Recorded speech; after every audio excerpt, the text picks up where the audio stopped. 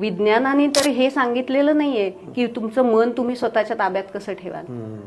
Practical आहे विज्ञान खूप. विज्ञान प्रॅक्टिकल आहे. मी जर तुम्हाला विचारलं तुमच्या शरीरामध्ये मन कुठे आहे दाखवा, विज्ञानाने हे करा, सिद्ध करा, नाही तर विज्ञान नाही सांगू शकत. विज्ञान त्याच गोष्टींचा विचार करतं जे डोळ्यांना दिसतं. मायक्रोस्कोप अंडर का असेना, खाली का असेना, पण ते दिसतं. त्याच्या मागचे फॅक्ट्स विज्ञान सांगू शकतं. पण जे दिसतच नाही, मायक्रोस्कोप अंडर सुद्धा दिसत नाही, त्याबद्दलचे फॅक्ट्स हे अध्यात्म सांगतं. उदाहरणार्थ विज्ञानाला ब्रेन दिसतो, मेंदू दिसतो, मेंदूचे सेल्स दिसतात, पण विज्ञानाला मेंदूत चाललेले विचार दिसतात नाही. विचार नाही दिसू शकत. लाईट्स काहीतरी रिफ्लेक्ट होतात असं एवढं दिसतं, विचार नाही दिसत. पण विचार तर असतात ना, विचार येतात हे मात्र फॅक्ट आहे की नाही. पण मग जे येतात पण ते दिसत नाही म्हणजे ते नाहीच असं विज्ञानाचं म्हणणं आहे.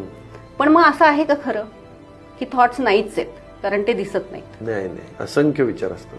तसंच मन आहे ना माणसाला, माइंड आहे की नाही, पण ते दिसतंय का? विज्ञान प्रूव्ह करू शकतंय का? पण ते आहे. मग या गोष्टी ज्या दिसत नाहीत पण त्या अस्तित्वात आहेत अशा गोष्टींचा विचार हा अध्यात्म